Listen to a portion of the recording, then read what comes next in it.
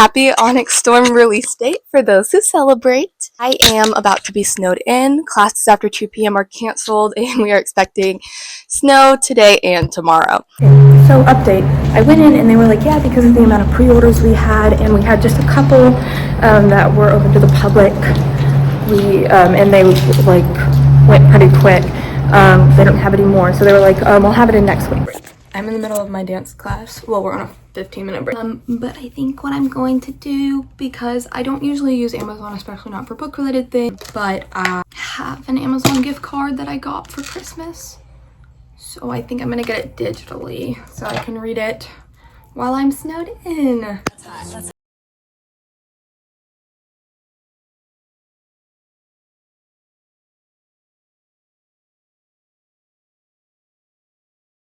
Recap of the book as I read it chapter by chapter.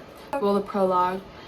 Basically, Violet does an info dump, as she always does at the start of these books. They have one of those really nice character lists at the front of the books with their dragons and powers, which I liked.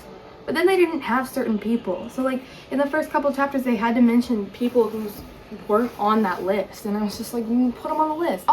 We start, and Violet is following Xaden down to some sort of dungeon underneath or next to a tavern where they're mourning the death of Violet's mother. I have to read it to know how to pronounce it. Andarna, yeah. Is like talking to Violet, which I don't know where Taryn is. God, also on social media, do you know the amount of people that ship Taryn and Violet? Disgusting. Go home. Anyway, Xaden's going down into this jail. They let Xaden back, but they don't let Violet back. And Violet's like, come on now, let me back. And then randomly they name the guard. And so of course I recorded the guard's name because I'm scared. Like, what if this random guard, the guard's name is Goverson. I hate that. Just leave them unnamed prison guard unless they're important. This book does that so much. Like this entire series does that, where they just have random ass characters with random ass names. I don't need to know villager number 3's name. It's villager number 3. I don't need the backstory. But anyway, this mysterious prisoner turns out to be Jack. And Jack is like, hey, there is no cure. You're always gonna be a Taran or whatever the freak. I still don't fully understand what those are. So they're like, from my understanding, they're people whose souls have been eaten. So it's kind of like a zombie apocalypse a little bit. And Xaden's like threatening him. And oh my god, I saved a screenshot, but it was so thin. It was like, he's my Xaden, my heart. Chapter 1, Violet and everyone is out on patrol. They're still kind of in trouble for deserting in, was it end of book 1 or beginning of book 2? I can't remember. I read them back to back. And they didn't find any venin on the trip, which I think I pronounced it Vernon. Last recap, it's venin. And they get back and they're all chilling, they're info dumping. Imogen is helping start like a mini rebellion for Xaden. And they're trying to find the rest of Andarna's kind, right? And then, dun dun dun, cliffhanger for the last page of the chapter.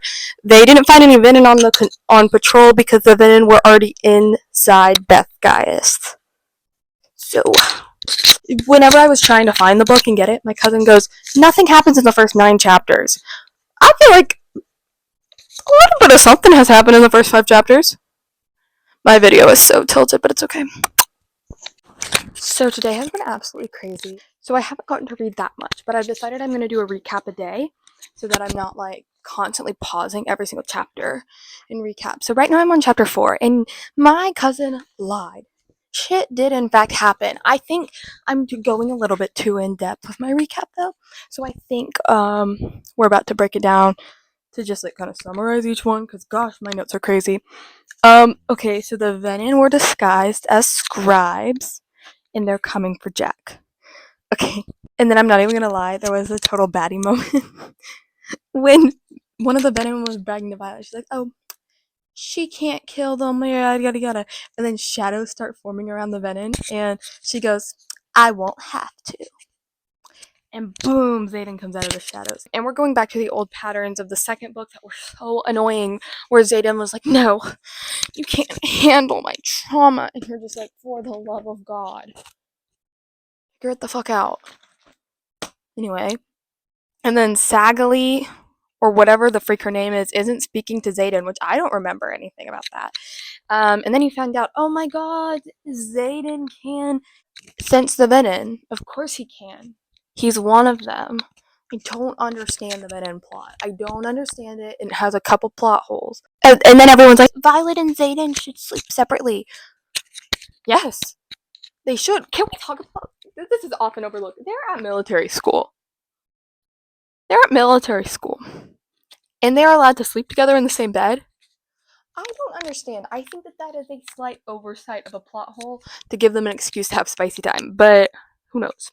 So the sanatorium or whatever the freak, it's not a sanatorium, I just can't pronounce the word, gives Violet a task force to embark on a quest to find the seventh dragon breed, aka Andarna's breed. But they won't let Violet lead it. And of course, I as the reader am supposed to be outraged that they won't let a third year, fourth wing cadet lead this task force, but I'm not, because that, once again, I would like to add, they are at military school. That does make sense. So they have one of her old RSC teachers lead it, but she's worried that the RSC teacher, I think Captain Grady, is not going to let Xaden and her stay together because, the dragons have to stay together. So he was the teacher that separated them last book, I think. Can't remember. I've read that book so long ago. They sleep in and they get spicy. Here's my thing. Xaden becoming a venom and it not working on him is one of the weirdest plot holes. So, like, everyone else is affected and turning into a venom, but Xaden's not. Like, oh my god, you're not special. Why is it not taking over him and controlling him? Like, he is not that special. Doesn't matter how much control you have. It's described as like a disease that takes over these people's bodies and makes them evil and power hungry. Why?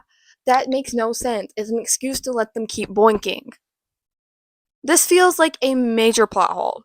This is a big thing, and she's like, it feels like Xaden is holding back. And then he grips the headboard, and there's like blue-gray marks on the headboard, and she says, I think he channeled. What does it mean? What does that mean? I had to actually put down my book and Google it. No clue. And then it turns out they figured out while they were having spicy time that they can share thoughts. Which I thought that was already known because they can speak inside each other's head to theoretically, yes, you would be able to share thoughts. I just assume that they both went hand in hand, but maybe it's because I'm a visual thinker, I don't know. And then as they're getting dressed, they have negotiation talk. I actually thought that was kind of cute, and then Brennan barges in, and, like, the entire friend group is out in the hall. I feel like now that I'm having to discuss this out loud, I'm realizing how many plot holes this world has. Okay. Day 2 of virtual classes, and we're gonna have virtual classes tomorrow. And I think I got to like 12%. Okay, so they're in the cafeteria, they're info dumping again. Some witty banner. Apparently there is a love triangle between Evelyn, Baylor, and Kai. 3 first years in 4th wing. Then there's big shouting, the first years running in, and they're starting a fight. So Aurora Benhaven, who I thought that she was dead because I thought she was the one that sent the attack on Violet. Or is this the one that Dane slept with? I can't remember. But she's instigating this fight, and she's like, yeah, we don't want to be with Griffin Riders, lamos. And then Dane tries to stop it, but no one will listen because he's no longer in the chain of command. Because he's graduated. Makes sense. Why is he there? Well, I guess he's there because it's a military base, so he doesn't have to. I don't know. But where are the teachers? As they're they're literally threatening the other students with knives. And then all the other wing leaders are like, yeah, get in. Lame, defend the rider's honor, the dragon rider's honor. I'm like, yo, I would not have energy for that kind of petty battles. After all of that. But anyway. And then, Aurora, challenges and taunts Dane and all of 4th wings for being rebels. And Dane won't fight because he's more moral. And then Aurora starts wielding fire, and she's like, "Oh yeah, I'm gonna fire burn you." And then V steps forward and kind of challenges her, or Aurora challenges V. I don't remember which way. And then V goes, "Rebel is so outdated. We prefer the term revolutionary." Mic drop. I'm actually having a lot of fun reading this. I'm kind of making fun of it, but this book is so much fun. I cannot overstate that. Okay, and then 3 professors come and break it up. And then one of the professors is like, the last time we had a shadow wielder and a lightning wielder, it had the power and it goes on this long rant. And so apparently Zayden and Violet are the first of their signets of lightning and shadow since the Great War. And then everyone's like crowding around Violet and they're like, oh my gosh, you would be an amazing politician. You're so good at speeches. And I'm like, maybe she should be a speechwriter? Maybe she has a really good presence. Maybe an actress? Maybe a radio talk show host? I just think that for a politician, you need, I don't know. I don't know. You need something more than I can speak in front of people. Anyway, because I have no idea what Violet stands for. I feel like she stands for whatever Zayden stands for. She's so wishy-washy. And which that's fine. Is she 21? 23? Eh, gonna be wishy-washy at that time. Anyway, so then she finds out that Halden, who's the heir to the, what's the name of this stupid kingdom? Anyway, he's heir to the throne. Halden's on V's mission. She's not too happy about it, but whatever. And then everyone who deserted is pardoned. Because that was one of Andarna's demands. There were 5 demands. 2 of them she didn't get met with. One of them being getting to pick the squad that goes on the hunt. But then the third is that they were all pardoned. The fourth is that Andarna cannot be examined by any medical examination. And then number 5 was she could hunt in the king's forest, which is funny. But then Zayden runs out and he's like, oh gosh, oh. Someone goes, oh, why don't you tell Violet the good news? And he's like, oh, and he gets all dramatic. And then finally they're like, come on, Zayden, we gotta go. And he's like, I didn't want this. The king gave Zayden back his title and Tyrandor, so now he's a duke. Now, pause. This is when I had to remember the political landscape in which this universe is, because I thought this man was a prince, and then I realized he was a prince of the rebellion, now that they're a province again because they stopped the rebellion. So yeah, if you were lost, it's okay. I was too. No one else was lost. I literally needed to reread the first book. And the second book. We learned our lesson. When the 4th book comes out, we're going to read them all. Me and you. Person inside the camera. All 4 of us. You, the viewer. The spy. The communist Chinese spy. The US federal agent. And me. We'll all read all 4 of the 4th Wing books whenever the next one comes out. It's going to happen. Anyway. And then so, after Zayden drops that little bombshell of news, Violet goes, I need to find a cure. And that means saving the Alliance tonight. Even if it means I'll be a traitor by morning. Here's my question. Pause. So, I also don't understand why the Queen is like, if negotiations aren't done in 13 days, we're walking. Which is so stupid. Like, literally, if someone says it to me, I'd be like, I don't negotiate with terrorists. That feels like a terrorist move. It's going to take more than 13 days. It's 2 countries. Of course it's going to take longer than 13 days. And so I don't understand how whatever they're doing is going to solve the alliance. But also, what's our goal? Because I thought for the longest time, our goal was to make Tyrandor its own country, right? No, it's not. Navarre. Navarre is the name of the kingdom. To defeat the Venin? Then once we defeat the Venin, are we going to go back to the plan of the Tyrandor stuff? Because it seems like Navarre is being pretty nice right now. I don't know what our goal is. That's my problem, I think, sometimes with this book, because I don't know what the goal is.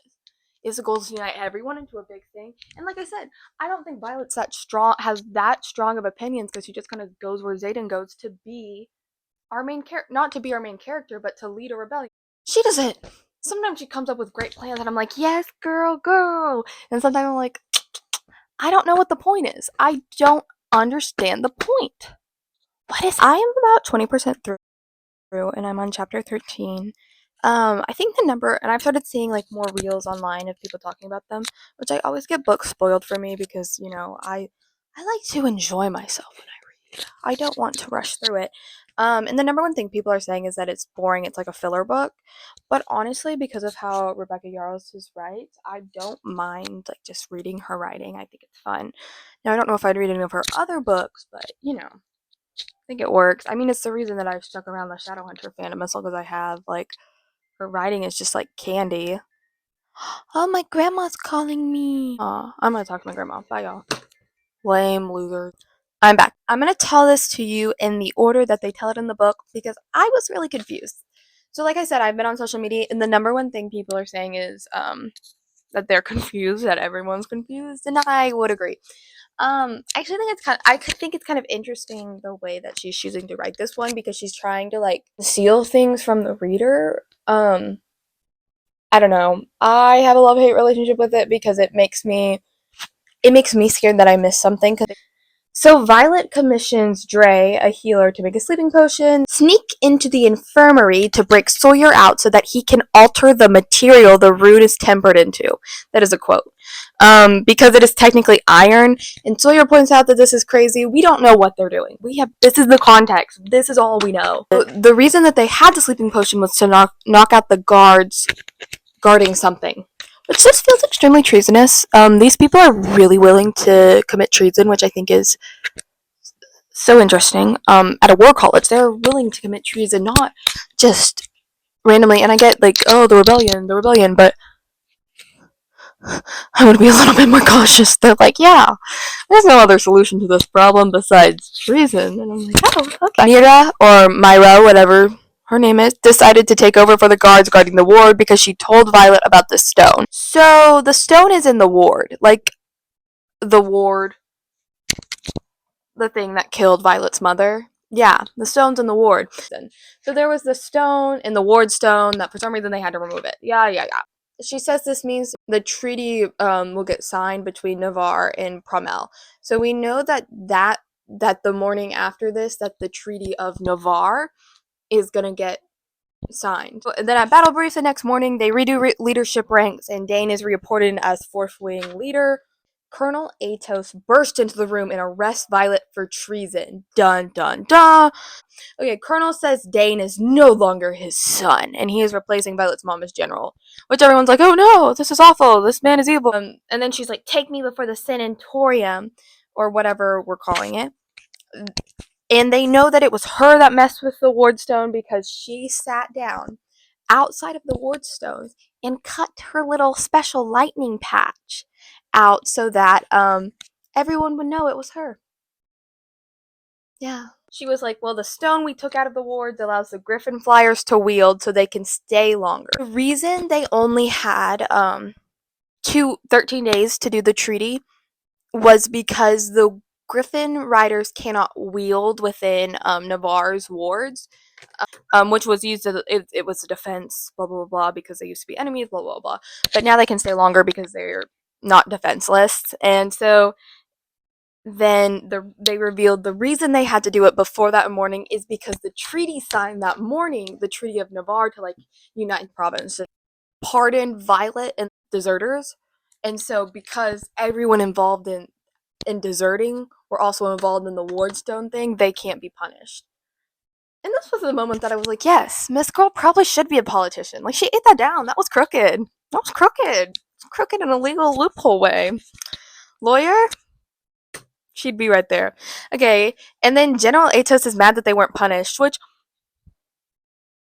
yeah, I can see his point of view. And then Violet, because she's an idiot, she's a beautiful idiot, starts bragging to him that he can't touch her, so and da da da da, she's invincible, blah blah blah. She doesn't exactly say that, but that's how it feels.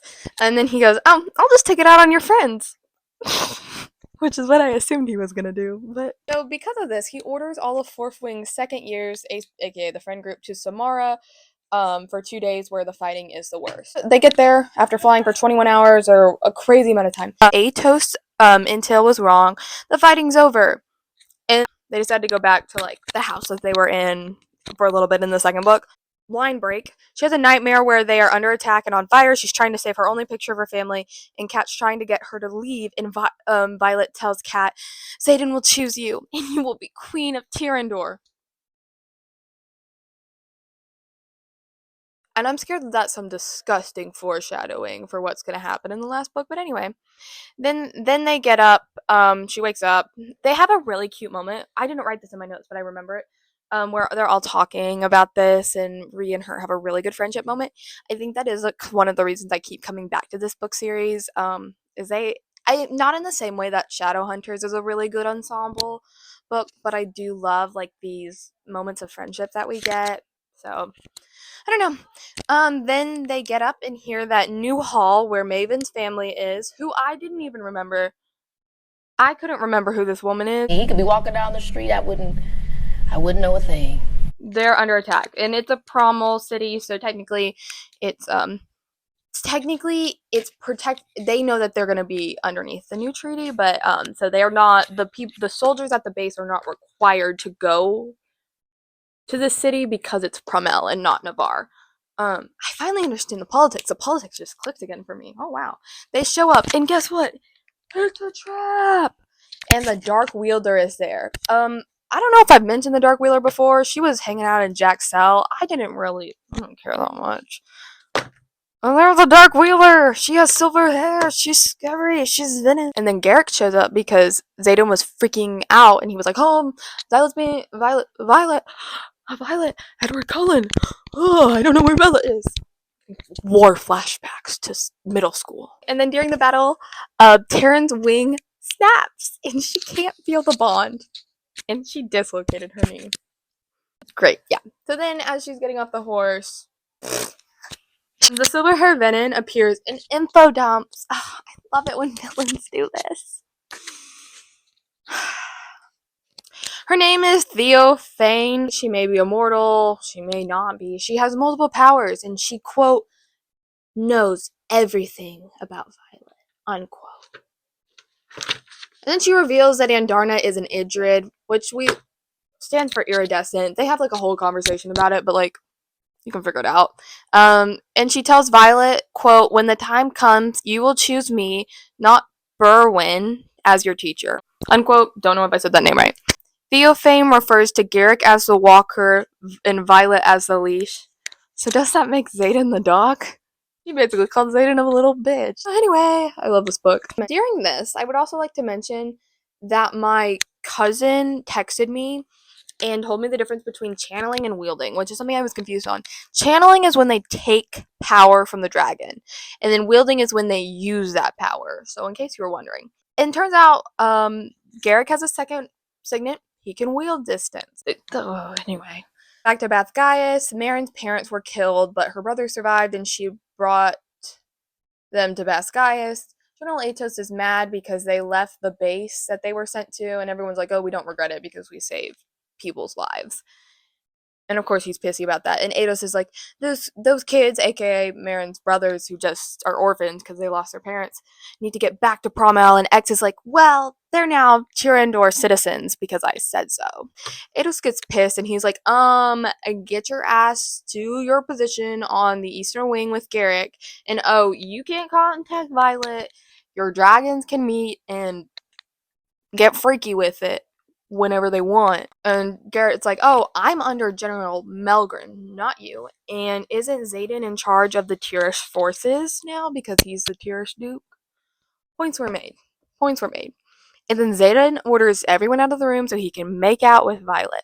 Here's the other thing I'll say about Fourth Wings, because I know some people don't like reading spicy stuff, and so they skip over it, but you can't skip over the spice in this book because there is always something important to the plot revealed. It's a little weird. He's like thrusting into her and he's like, apparently, the rebellion relics cause them to manifest second signets. And it's weird. But anyway, as I was saying, during this makeout, Zayden reveals that the rebellion relics cause them to manifest second signets. And then Zayden and Garrett go to their post, and Zayden has to send letters to Violet through Garrett to Imogen so that General Atos doesn't know that Zayden and Violet are in communications, which I think would be suspicious. I would be like, why aren't you sending letters to your boyfriend? What's happening?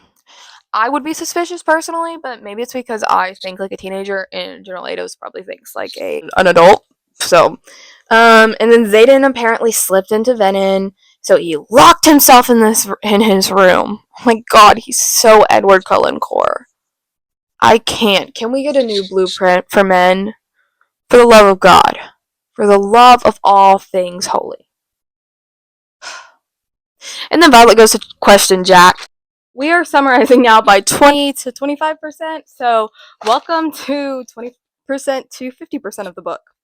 Alright, so Violet starts questioning Jack and we learn that the Venom operate in like an MLM type system. Then the squad walks to the scribe quadrant and chat. They discuss how the leaders are probably glad that Zayden and Violet are together because legacies usually make stronger writers. Okay, I'm gonna call it right now. Violet and Zayden are gonna be pregnant by the end of the book. Or next book. Calling it. They get to the scribe quadrant to discover that Janessa is being punished for deserting her quadrant and has been removed from the adept path because she failed 3 tests. Battle brief the next day, they get updated information on Atria and incomplete guides to the Venom, and they get 3 classes added to their schedule. History of Venom, wielding, and signet sparring.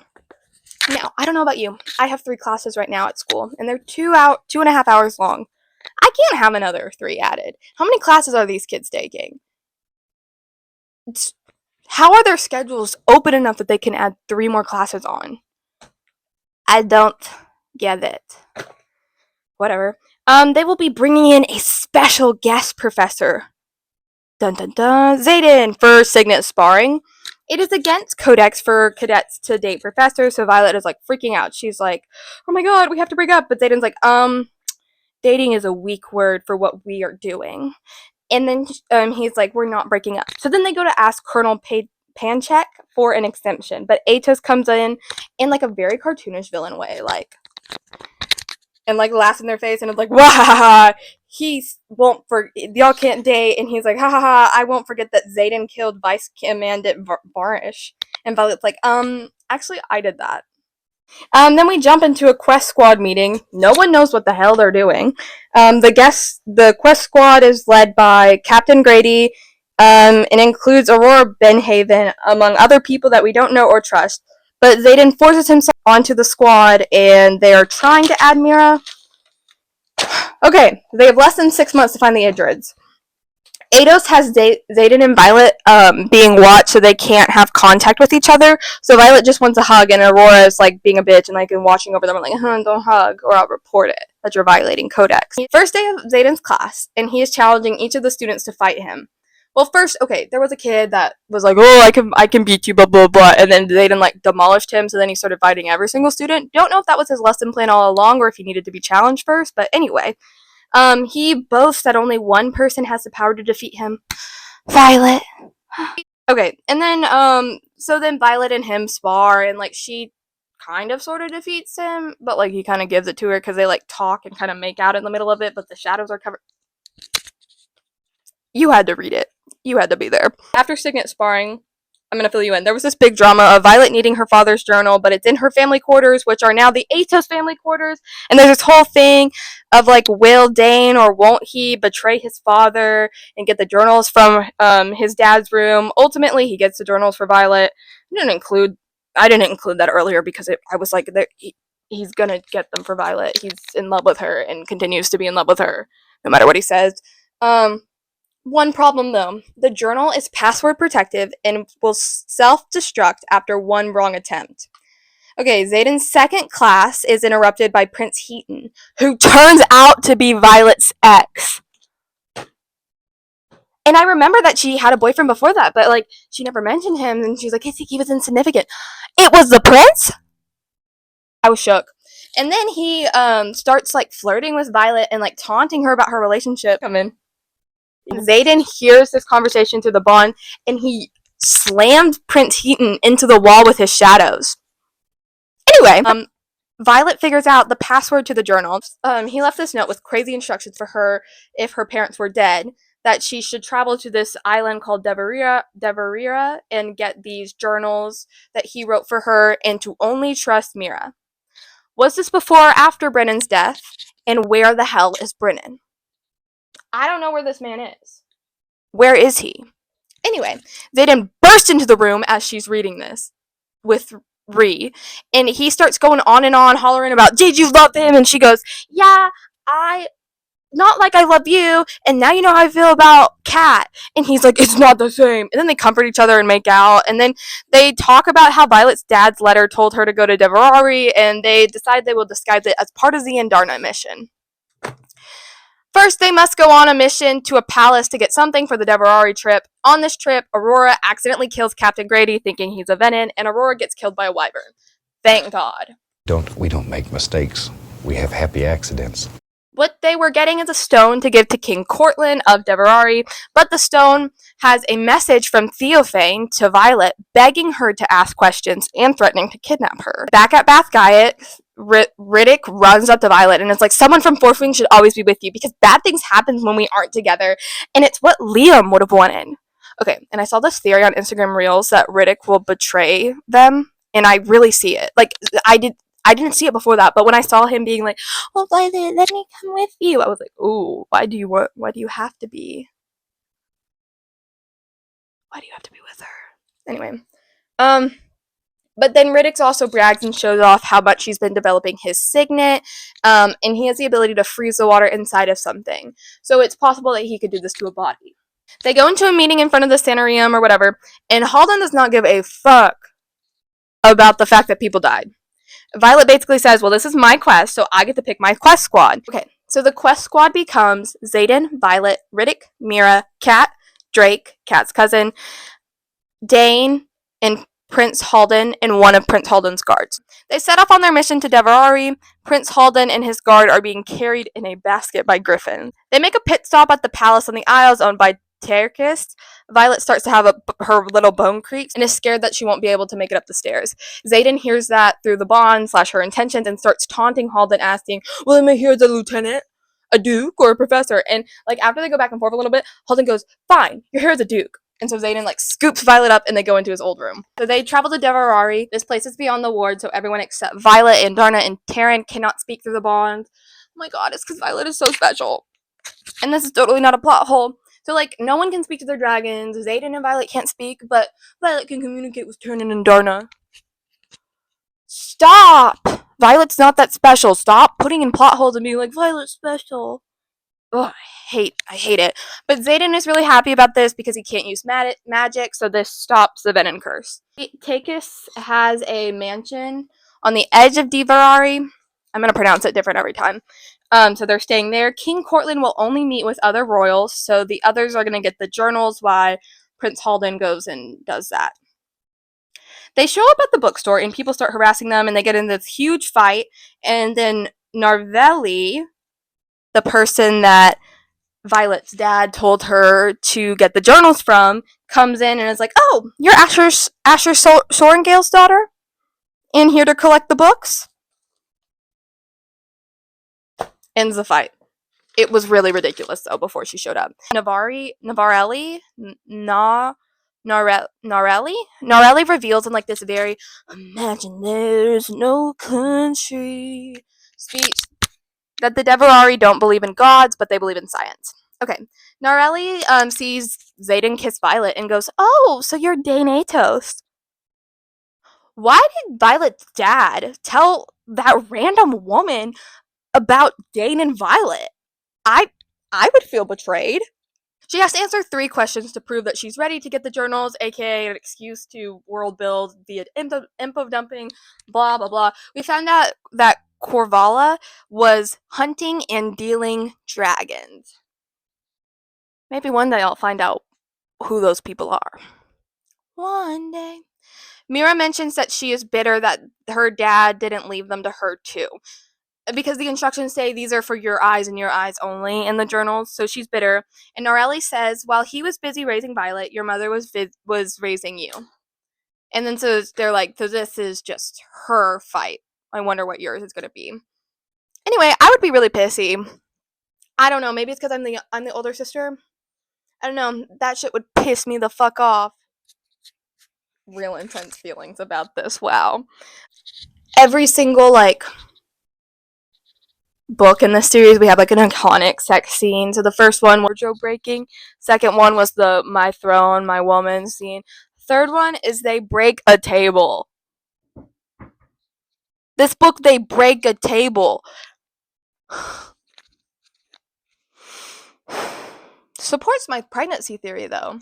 Anyway, so right as they finish, perfect timing, they get interrupted by everyone knocking on the door, and they're like, King Cortland has decided to keep Halden? So they travel to King Courtland and they see a native bug and they start talking about it, how they use it for light in this country, but it's poisonous. So they only let royalty into the court, so Xaden declares Violet his consort. So at this point, these people have a common law marriage. I want for that to be explicitly clear. They absolutely have a common law marriage. But anyway, the reason that the king is keeping Halden is because he instructed his guard to steal items back that were originally Navarian, but they were given to them from the treasure room. And so the king executed his guard and is feeding her head to his 3 tigers. Then the king says, kill everyone except Tercrius. And so, long story short, Xaden somehow kills everyone using his shadows, even though he can't use magic here, but he can somehow use it. It's a venom thing. You wouldn't understand. And then Indarna puts one of the tigers in her mouth, and then the king starts freaking out, and it's like, my tiger, my baby. And which causes the fighting to cease. The deal is made via Violet and King Courtland that they can use Tercius' palace as a base for the quest, and Prince Halden is banned from Deverari. Nice. Xaden leaves, and they decide to meet up in a week, hoping the venom will fade. During battle brief back at Bathgaius, Violet figures out that the Venin found out that the Atrian wards were about to fall, and they are waiting. So that means they obviously have someone on the inside. Please let it be General Atos. Please let it be someone I don't like. Okay. And then Violet gets vials marks S and A for serum and antidote. No context. We don't know what any of that means. We don't know. Could mean anything. Then they get ready to go on the next mission, and Ark steps up and reveals his identity and takes Halden's place. And originally they were talking about that they were going to kill Halden, but then they decided to let him live. And yeah, we're off on the next quest. Don't know what it's about. Don't know why we're there. Oh, we're trying to find Indarna's people. I know what's happening. Welcome to Onyx Storm, 50% to 75%. So I forgot to mention that this little mission that they've taken themselves on, oh yeah, it's unauthorized. Cool. They get to this place. They set up camp. And so this is when all this conversation happens. Mira tells Violet that she took personal leave to visit their grandmother, who their mom and dad stopped speaking with when Violet was a child. Mira encourages Violet to visit her too because their parents weren't telling the truth. They set up camp, but they are awakened in the middle of the night by an army. They request an audience with the queen and agree to their custom of fighting their 3 strongest warriors. Only half of the group can come. Xaden made Violet choose because, he's making her step up and be a leader. I commend him for this. I've been waiting for it for a while. Wish she chose it herself, but She chooses Xaden, Auric, Kat, and Dane. Okay, they enter this temple on the island of the god of war, June. Attendants step forward, and all of them have silver hair like Violet. And she thinks this is crazy. She's not special for once. Anyway, Xaden is the one that Violet's like, okay, he's gonna fight for us. And then the priest is like, oh, Dane is the weakest. Dane has to fight too. Not to mention, to initiate them into this fight, she slices their arms. So she just comes up and slices through Dane's jacket. It was odd. And then she looks over at Violet and she's like, you're the leader. It was crazy. Anyways, the priestess mentions to Violet, I'm glad we didn't finish your dedication. No elaboration. They're like, yeah, she was just trying to get into Violet's head. Like, that's nothing. Interesting.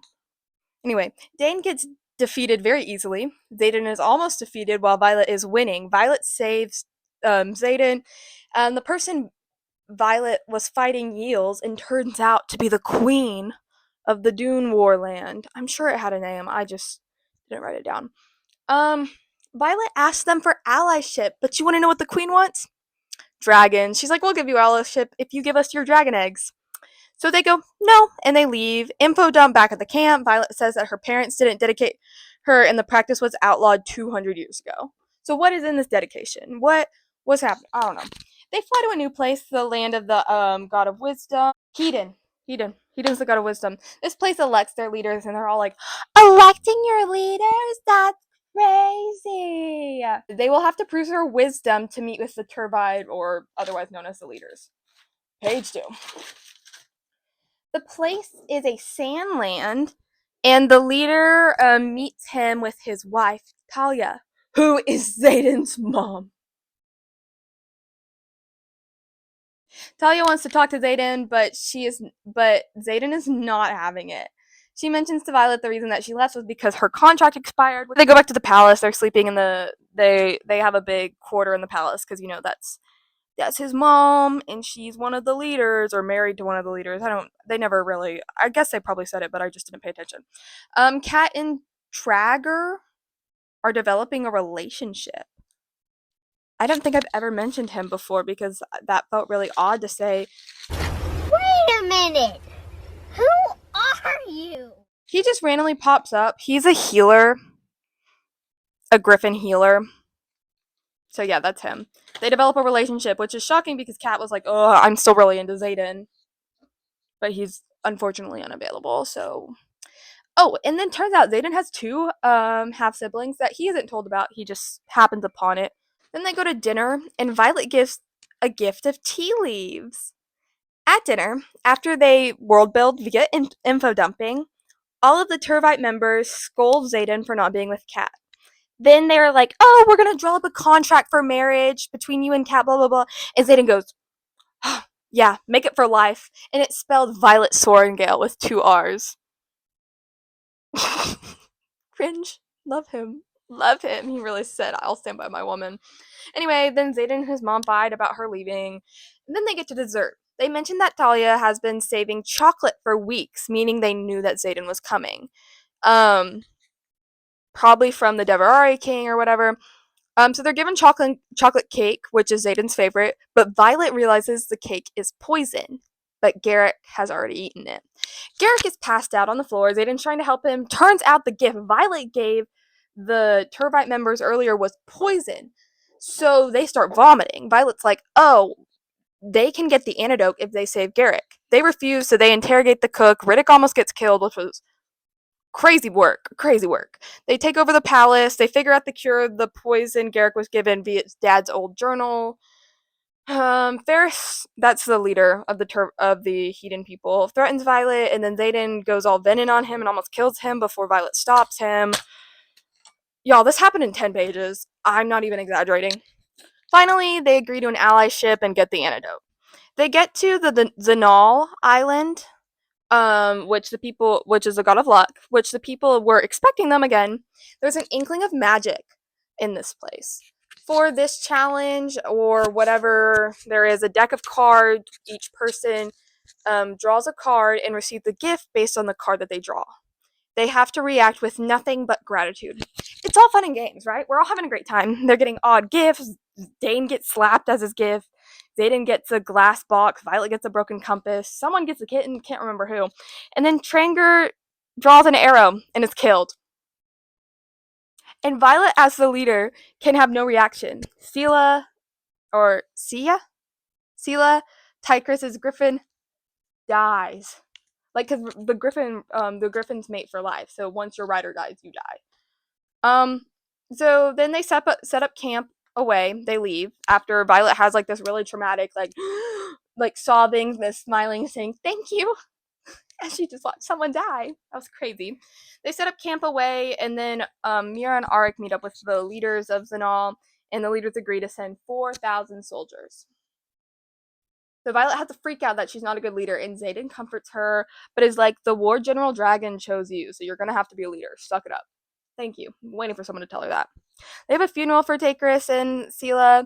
Drake was the one given a kitten from Zanal, and he named it Broccoli. So if you've seen any memes about broccoli, that's what it's from. Violet decides to break into 5 groups to search the remaining couple islands for Indarna's kind, and Zayden is mad that Violet splits them up. But then, like, they end up, like, kissing, and, like, it's all fine, I guess. I don't know. Riddick and Violet agree to hang back to wait for the funeral fire to extinguish per their customs. Then the Idrids appear. So we find out that they purposely left Indarna to see if the humans would become more peaceful. The fact that Violet bonded with her proves that they haven't. They say that Violet uses her. They say that Indarna is a disappointment. They mention that Indarna's wielding gift is very dangerous. She begs them to help with the war. They say they will not help humans because they are violent, but Indarna argues that they cannot have peace without defeating the venom. They ask for the cure to the venom, and they are they're like, oh, there's no cure, and revealed that the Venom were never defeated long ago like they thought. And then they mentioned the power exchange from the earth eats their soul. So they're zombies. They're zombies. They're zombies. Okay. With a fancy name. Riddick finds out that Xaden is Venom because his eyes glowed red when he saw the dragons, and we were reminded that Xaden's bond means that if one of them dies, the other will follow. But, like, we should be freaking out about that, right? And I think I read that right. Like, am I right about that? Like they hinted at it a little bit, and I remember it being kind of a plot in the first book, but, like, is that not a... Anyway, we should be freaking out. No one is freaking out over this, because does that mean that when Xaden becomes fully Venom, Violet will follow? I'm not following. Anyway, Riddick makes Violet promise to tell Sawyer, Ree, and Janessa. They make an agreement that if Xaden tries to kill Violet, they will know he's gone too far. They get back to Bathgaius, and everyone is super upset because the mission failed. General Ados is pissed because he can't punish them because King Tari is just happy that Arik is safe. And then it's revealed Kat is now second in line for the throne, tied with her sister. Which, okay, we also found out on this trip that so everyone's like, oh, Kat's third in line for the throne. So actually, it's Queen Mari, and then her uncle Takeris or whatever. Not the same person as Tandris. I just can't say the name. And then her and her sister are tied, but she's hoping her sister will take the throne. But anyway, so we find out that she's now second in line for the throne because the queen was killed by Venons. Theophane left a message for Violet that she was watching her and is making arrangements for them to meet up next time she's away from college. Cool. They get interrogated and debriefed on what they miss. Mira and Garrick are released to go to the front. Drake leaves for Corden. Brennan comes back to mend Violet. He's back. Where was he? Oh, he was probably being a soldier, but... At Battle Brief, the Venom knew that a shipment of weapons were being delivered to Promel, and that's why they knew to strike. Riddick is not the traitor because he doesn't have info like that. Maybe Brennan, General Marcos, or Xaden. Xaden is accidentally giving away information because he can sense the Venom, so maybe they can, like, hear his thoughts or something. But I don't think Xaden would know that. I don't know. Would he know that? Okay. The Venom killed 25,000 people, making it the largest casualty to date. They flew in with the storm, which is why they were undetected. And they were led by Theophane because she's the other lightning wielder. Violet has a nightmare and wakes up to visit Janessa, who gives her a package from Xaden. He gave her a nightgown from Deverari. And then she communicates that she wants him to stop brooding, and she comes up with a plan that is not revealed to us. This consistently happens throughout the book. The first time it happened, I was like, okay, whatever. Next time it happened, I was like, okay. It's just happening so consistently that it's making it not fun to read because I'm confused. You know? Anyway. Xaden is called back to Tyrandor, which is how we know the war is getting worse. Fourth Wing's second and third year are leaving for Atria.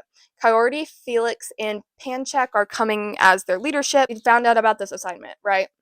And then a big fight breaks out in the Great Hall between one of the dukes, Llewellyn, Prince Halden, and Xaden because Xaden is opening the border to promise civilians.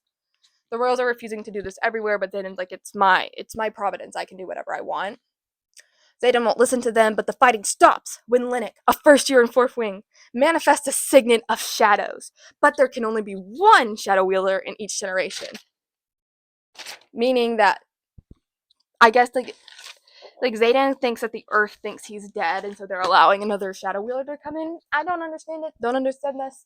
I don't understand what's happening with the Venom. The Venom, anything that's involved with the Venom is, like, so unexplained, and I need it to get resolved in the next 25% of the book. Okay, we are in the last 75 to, I think, 98% of the book. Yeah, thanks for sticking with me. Okay. I don't remember if I mentioned it, but Sawyer was injured and they didn't think he was going to ride again, but Sawyer finally rides again and they go to Atria. They get to Atria and Violet is like, I don't have a room here, and Brody is like, yeah, yours and Xaden's. That's still your room. And he's like, but he's brooding. This all seems really, like, minuscule compared to what I just read. Finished the second to last chapter. Yeah, this seems so minuscule and so fucking stupid. like in the long run. Sorry, I just finished crying through this book. Um, and she's like, but he's brooding. Okay, also, I've started using brooding in real life because they say it so much in this book. I think it's a little funny. Anyway, so she talks with Brennan. He knows about Xaden and has been trying to help solve his venom curse. Xaden shows up unexpectedly, so he's been counting the days he's been a venom, 73 days. Turns out he was counting them because they were Jack's longest bouts of control, and he remained in control within the ward, so he came back home so he could get freaky with Violet. One track mind. I mean, it was kind of sweeter than that. He wanted to like be with her, but let's be real. He wanted to get freaky. Freak. Okay, so he's right as they're about to get freaky. He's like, "Okay, I need you to give me full control." And then he's like, "I can touch you with the shadows if it's too much." And I was a little confused because I was like, "Isn't he supposed to avoid wielding altogether because of the venom thing?" But no. Okay, this finally got explained. Turns out it's only dangerous if you're using power from the earth, not if you're using your own power from your dragon. Xaden's back in control of the Tirish forces. Yippee doo. Sounds like we got a rebellion brewing again. Not the time to have a rebellion, but thanks, Xaden. Thanks. Like, he's so, like, I don't know. I feel like he's so oppositional to the king, and I'm like, bro, we have to get through this war. We have to get through this war, and then we can come back to Tirandor should be its own country. We can come back to it after we solve the venom problem. Sorry, that was really intense. Violet shares that she has been having a reoccurring dream of Andarna screaming and the sage demanding that quote, she is brought to him, unquote. Xaden is having a bad dream too, and they wake up and Violet realizes that she was in Xaden's dream. And at first they're like, oh, we're sharing it through the bond. But then they realize, oh, wait, that dream of the burning castle and the picture of your family, that wasn't your dream, that was Marin's. So her second signet is dream walking. Signets develop based on what the writer needs. So, like, for example, Xaden's second signet is intention reading because he needed to know what people's intentions were when it developed. Interesting. So then they're under attack. They go to talk to Marin and boom, they're under attack. First years have to stay back, but Auric races up to Violet and tells her to protect Dune's temple, saying that that's how you save Tirandor. And she's like, okay, idiot. Bye, I'm not gonna listen to you, stupid punk. Really weird response. Anytime someone comes up to me and tells me something, I'm like, okay, yeah, like, just humor him. Okay, anyway. Okay, they're launched into battle. Violet is like, Xaden will be fine as long as he doesn't use magic that isn't his. Theophane shows up in battle in front of the Dune temple. She used to be a Dune priestess, and that explains her silver hair. Theophane flees because turns out the wards went up. So the wards went down, but then they went back up. And Wyvern and Venom cannot fly within the wards, and that's why Promella is unprotected, because Promella isn't in the wards. Which, why don't they put up their own wards? Oh, because they have griffins and not dragons. Okay, there you go. Hope I answered everyone's question. The Idrids came, and they are the ones that pushed up the wards. Because you need a dragon to fire the wards, and the dragons that they had, I guess, weren't holding it up, so the Idrids helped. Or, like, they were weakened, so the Idrids... A singular Idrid. Imagine how many all of them could do. Anyway. Leothane, or like the Idrid, ask Andarna to come back to the Idrid's den to learn their ways for years. He says to just break the bond. Just break the bond. Which we already know that she can bend bonds because she bonded with Violet second. Leothane asks Violet what she wants Andarna to do, and she says she wants Andarna to be happy and feel complete, even if it's without her. So he takes Andarna and severs their bond. And then we get like a New Moon Bella moment for Violet. There's possibility. And yes, I did cry. So Violet doesn't get out of bed for 4 days, and Mira flies in. Like, Mira takes leave to fly in and get her up. Mira and Brennan start fighting because Brennan noticed Mira is wearing their grandmother's bracelet. Turns out Brennan and Mira stayed with Grandma when Violet was 2, and their parents took her to Promel to get dedicated to Doom, which is why the grandmother stopped speaking to the parents. But the priestess started the process but didn't finish because her future is uncertain, and they only dedicate children with certain futures. And then, so Violet always thought her hair was naturally silver, like at the tips, which also, has she never gotten a haircut? Because the tips of her hair, so she's never. I know for a fact that I don't have all the hair from when I was a kid, because then it would be really far down. Their parents tried to dedicate her to fix her. They didn't really elaborate on that. I'm assuming they're talking about the fact that she was sickly, because dedicating a child gives some favor. Priestess said to Violet's parents, quote, that the heart that beats for you would do the wrong thing for the right reason and turn dark, unquote.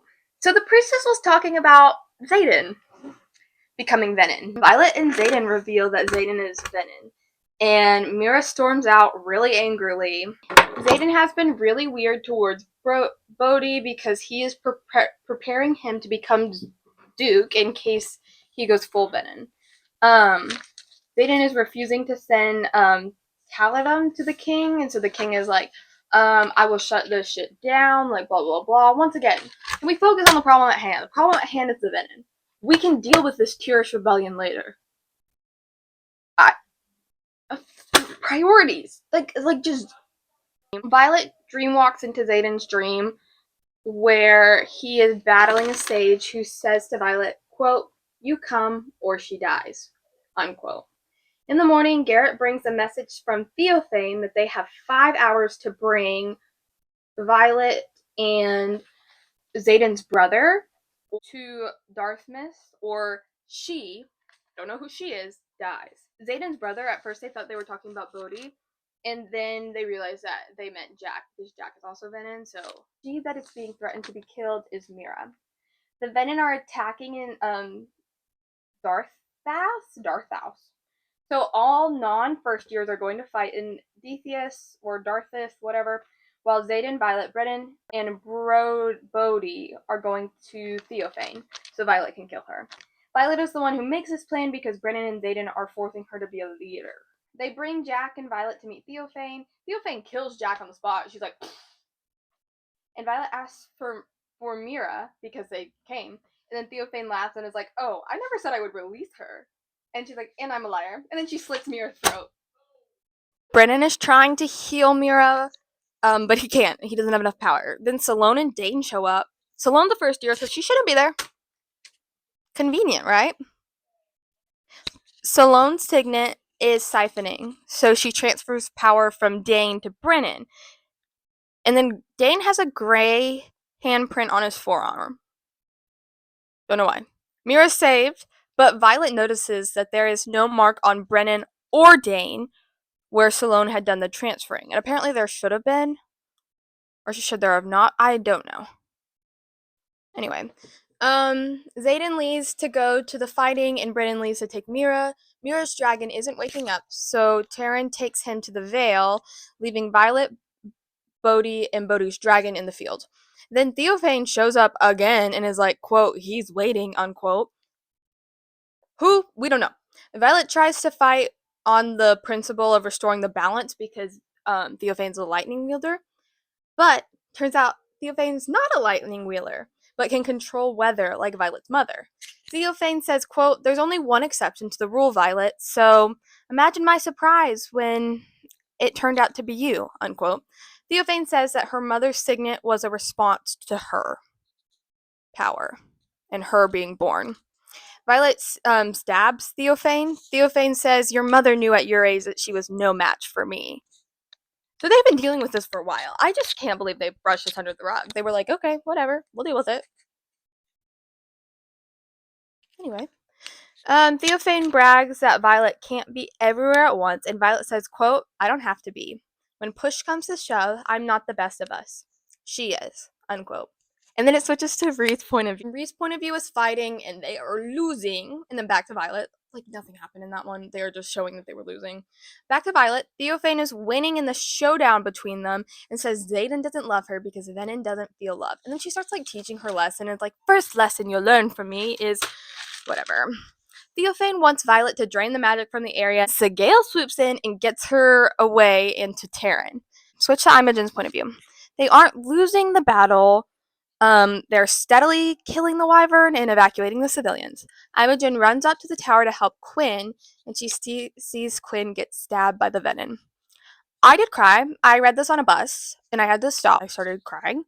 And I'm gonna make you cry with me because I cried writing this portion. She holds Quinn and tells Imogen became her life. She says, I'm glad it's you with me. Parapet to Malik's doorstep. I'm so sorry I have to go first this time. You should tell him, Jen. Tell him, and you'll find some happy. They cry, and Imogen's like, oh, don't, it's gonna be okay, like, this can't be happening, and Quinn's like, I'm really scared, will you stay with me? So then Imogen's like, oh, you'll get to see my mom and my sister and all this stuff, and they're crying, they're saying, I love you, and Imogen holds Quinn as she dies, and her last words were, we made it a good one. So fuck you, Rebecca Yarros.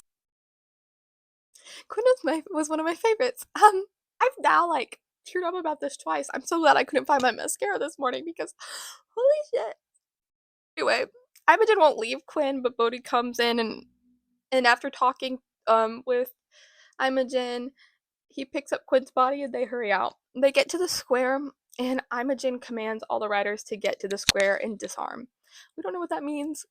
I was still reeling from Quinn's death. Yeah, is anyone else crying too? Because you should be. You crying with me? Cry. Okay, let's read the last two chapters. I hate reading fight scenes. Okay, basically she's trying to kill Theophane. Xaden, Sigale, Terran, and her are all together. Wait, what? An a roar of unfettered agony fills my head so loud it vibrates my bones and shrill enough to part my ear. Sigale, Terran bellows.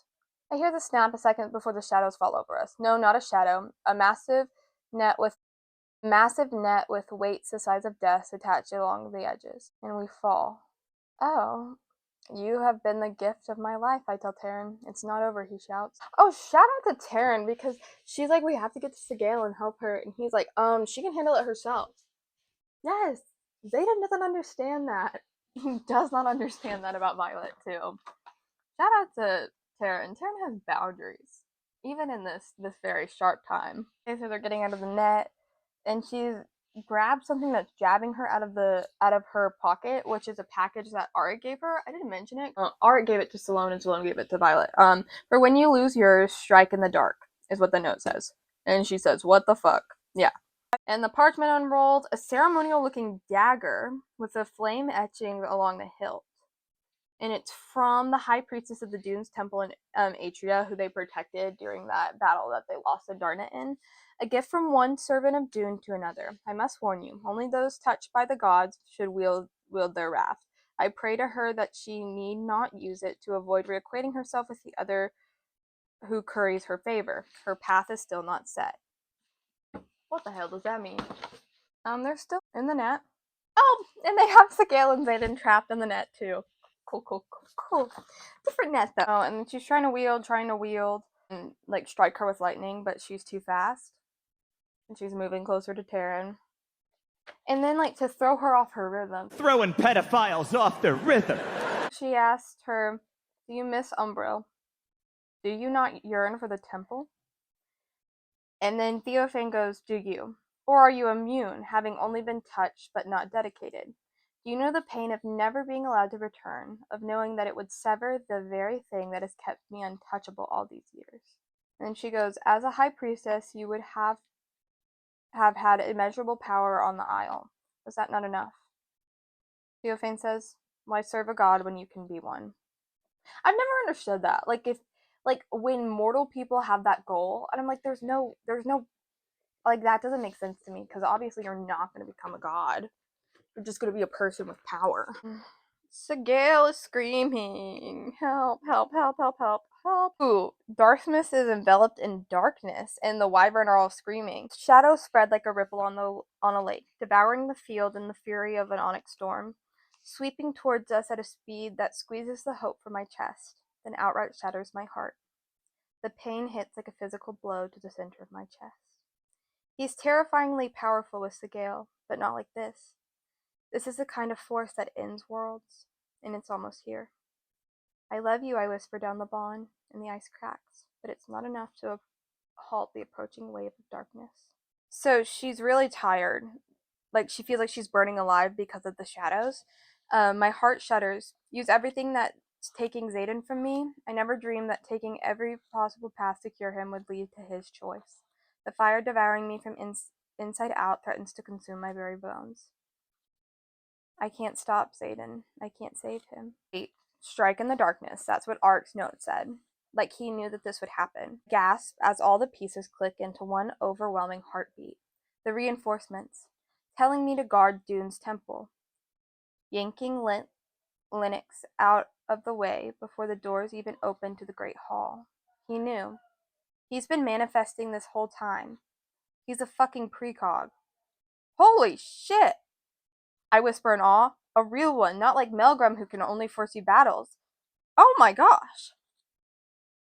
If Ark wields true precognition, he saw this, and he can give me a weapon made of the fractured temple, a temple Theophan cannot step inside.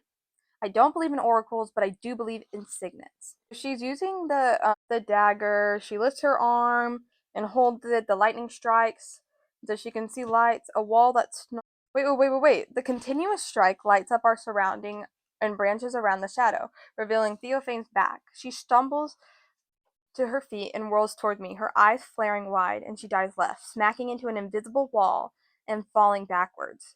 A wall that snarls. Scales shimmer to the same silver blue as my strike, and a small dragon stalks towards Theophane, her head low, her teeth bared. And just like that, my stammering heartbeat stabilizes. And Darna. Idrid, Theophane whispers with reverence. So she stabs Theophane in the heart. She staggers back and starts to laugh, and she says, "How? Stone doesn't kill Venin."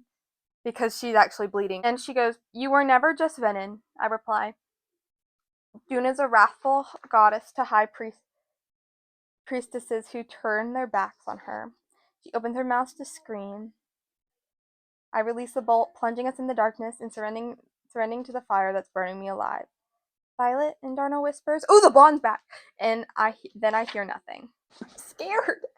Okay, now we're in Xaden's point of view. Blood is dripping down Sigale. Holy shit.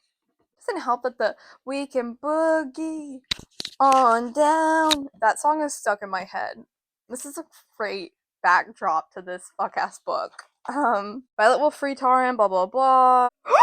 Oh my god, I knew it! Okay. 2 Venins standing guard ahead of me at the mouth of the canyon in their ridiculous robes aren't the issue. But the one who walks forward towards Panchek's cowering, traitorous ass, putting himself between Sigale and me. He's the problem. Not because he's more lethal, not even because he's supposed to be dead, but because I can't kill him. Could no more raise a blade to his throat than I could Violet. The bond between violence and me is the kind of magic that has no explanation. The bond between Braywin and me is the kind that should never exist. And now that my sage has another sibling he can use against me, I'm screwed. Ooh. Okay, so Brywin was mentioned in passing. He's the sage that's like gonna be Violet's choice between Theophane and Brewin, but apparently Xaden, he's also Xaden's sage, but Xaden didn't get to pick. Watch careful, my initiate, Brywin says to me over his shoulder. Blah blah blah, and my new brother, and the unconscious dragon lying in the valley beyond the canyon, guarded by 7 wyvern. How could he do this? Blah blah blah. Blah blah blah. I can't allow my friends to perish because I selfishly want to keep Violet by my side. She has her own path. No matter what I choose, it's wrong. But only one path leaves Sigale alive. Which also, Panchek reaches for the net over his dragon. He doesn't like that his dragon's caged up. I'm the only one who can give you access to your son. I have another! Brywin stabs deep in between the dragon's scales. Okay, he breathes in power, blah blah blah, power from the earth, so he shouldn't be doing it. My soul departs like pieces of ash from a fire. flaking free and drifting as the power consumes the space it once inhabited. I am no longer on the ice, I am the ice. Oh, fuck. I'm just gonna stay like this. I start with the one who dared to set its teeth. Oh, so he's killing him. Save them. The last remaining pieces of me beg. The heart from the wyvern who has Dane and Kath backed into the corner. Rushing over Imogen as she looks to the sky. I am at the pass, plucking wyvern off one by one, listening with satisfaction as their bodies hit the ground in front of people she loves. I love you, Violet's voice cracks the cold, and a silken thread of warmth wedges itself in the opening before it seals shut, locking it in place. No, wait. I grab the thread with desperate hands, clawing to keep her as more of my pieces are blown away, lost to the void. She is warmth and light and air and love. My shadows consume the valley she stands in, dagger bared, defending Taryn from the same style of net that caught Sigale. I shove the maven to the ground, regardless of her rank, then slide over Violet with gentleness that takes all of my concentration. I love her. That is the emotion I cling to. The fire of pure power burning at the feeling's edges, and I know that if I take it any further, it will be the next and final piece to float away. I bare my teeth and yank my hand from the ground, gasping for a full breath as my heart thunders. I've never felt so strong and so defeated at the same time. This was the only way. I rise to my feet and release the shadows, and the canyon comes into view. Sigale struggles to stand up, blood dripping from the bite marks on her shoulder. The net falls in tatters. Blah, blah, blah. She glances over at the destructions, the body, and narrows her golden eyes in silent rebuke. Will you forsake me now? I ask, walking over to Brywin's unconscious body. I'd kill him if I could. Buck, I thought I had. I wonder how many initiates feel the same about their sage. At least one that I know of. But beyond the physical impossibility, he has something I need. I am no longer an initiate. What's there left of you to forsake? Sigil lowers her head and steam gusts down the canyon, reminding me of the time she found me in the forest at threshing. You tell me. I lower the ice and I let her in. Her breath is laced in sulfur and her eyes widen. You cannot mean to. You saw what happened. It's the only way. She glances over her shoulder. And you think she'll help? She loves me. Taryn does not. And you haven't looked in a mirror yet. The red veins branching from your eyes look like her lightning. She'll help. It comes out with a hell lot more certainty than I feel. She promised. Even if she agrees, no one will. Someone owes me a favor. He'll never let you near her tail flicks, especially when she lies in a vulnerable state. Is she hurt? The beating organ behind my ribs stumbles, and I reach down the bond that connects my mind to her, but it's muddled with consciousness. Yes, Sigale says, slowly, her head moving in a serpentine motion. But she will survive. She pauses. They have completed the wards, but they extend no further than Dartmouth. That's good. Bad. Fuck, I don't know. What even am I? Hers. Persuade Taran, I beg. Everything depends on it. We'll ask. Sigale says, finally flexing her claws in the rocky soil. And her decision will determine our fate. Those are the terms I can agree to. We're airborne in less than a minute. Pause. We have one more chapter. Every single conversation that's had in this book is confusing as hell. Like, I don't know what the fuck they're talking about. I don't know what the fuck they're doing. And that's how every single fucking conversation is. I just want to know what's happening. Like, it's okay every once in a while. Like, if it was every other conversation, I'd be like, okay, whatever the fuck. That's kind of cool, like, mystique. But it's every conversation, so I just feel confused. I, as the reader, should not be this confused. And at first, okay, final chapter. Violet's point of view. Brennan races down the steps of Ryerson House. I will not let them burn you. And Darna bows. What? My head whips her way. Why would my brother burn me? Something's off. Something's wrong. Are you alright? I ask Brennan as he reaches me. It's 3 o'clock in the morning. They don't know where she's been. She doesn't know what's happening. Like, she, blacked out. Okay. Official numbers are 4 riders, their dragons, and 3 elders murdered in the valley in what we're estimating is the last few hours. And there have been 5 riders missing, 4 now. His mouth tenses. But after that display, we all know Ryerson did that. I bet the other 3 are already dead. So far, the tally is missing 6 eggs from the hatching ground, but they're double checking. Taryn's recovering. He needs the rest of the cycle to recover. Recover from what? Oh, where she killed Thiophane. Wall, shadow, blah blah blah. How did I get here? Why is my hazy? Am I concussed? No one knows where Zayden is. What the fuck is happening? Garrick's missing. Oh, she broke her arm. Holy shit. Arm is splinted, and a beautiful gold ring with an emerald the size of my thumbnail sits on my hand. Oh gods, I know that stone. It matches the other from the blade of Atria upstairs on Zayden's nightstand. What is happening right now? He turns over the paper from my pocket. This carries the seal of Dune. May I open it? I nod, gawking at the ring. It's not just any ring it's on, it's the finger. But how? I was in the field battling Theophane this afternoon, and she... Okay, now it's 3 a.m., and I'm in Atria, and there are murder dragons and riders and missing eggs. Zayden wouldn't do that, would he? The storm of shadows. My blood chills. How far had he gone? I fling myself down the bond, but there's nothing there. It's gone. Or he's too far away to feel it, I remind myself. Yeah, when had he put this ring on my hand? Oh.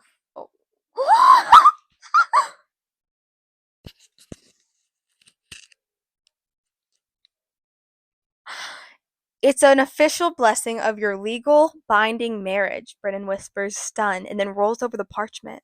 By the head priestess of Dune's temple. To Zayden, gravity bends, warping everything I thought I knew into whatever this reality is. Brennan nods. My eyes flares. We're married? Thousands of emotions try to force their way through my jumbled thoughts. The immediate rush of awe trips right over the logic of how. There's no fucking way I'd forget something like that. Why isn't he here? Where did he go and why? I think this note on the outside is meant for you. What? Brennan hands back the parchment. I flip over the missive to see two sentences written in Zayden's handwriting. Don't look for me. It's yours now. Huh? Is he talking about Tyrandor? He just handed her. Okay.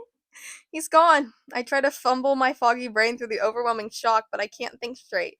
It's like someone has fucked with my... No. Oh my god.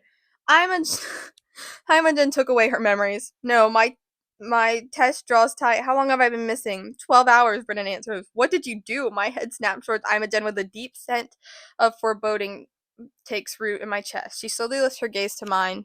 What you asked me to do. And that's the end. What the hell? What the... And we're gonna have to wait 2 years. We're gonna have to wait 2 years for this next book. Give me a moment. I have to collect myself. I'm like actually pissed. Thoughts have been gathered. Okay, so it's still like a solid 4 out of 5 stars. I had a lot of fun reading it. I mean, I did poke fun at it a little bit, but it was fun to read. I really still love these characters. Really sad about Quinn. But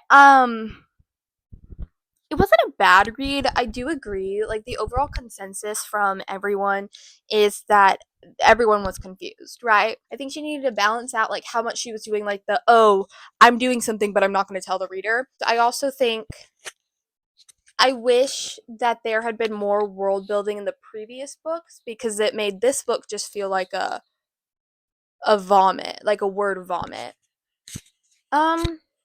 Yeah. That's it. I don't know. So we're not getting the next book for another 2 years. So I guess I can kind of talk about some of the theories I was talking to a friend yesterday who had just started it, and she had mentioned that her someone she knew had a theory that the first 3 books are setting up the world for the 4th book that's going to be an entirely new character. Like I said, I find this plausible because now Violet's in charge of Tyrandor, right? She's now the Queen of Tyrandor, or the Duchess, or whatever she ends up being. Wyvern aren't necessarily defeated, and of course there is a possibility she's pregnant. Because I don't remember if they talked about birth control at all. I think there was a casual conversation about it, but she did just have sex like 2 days before this, so there's a possibility she's pregnant. Only theory I've really heard of. Yeah. Hey,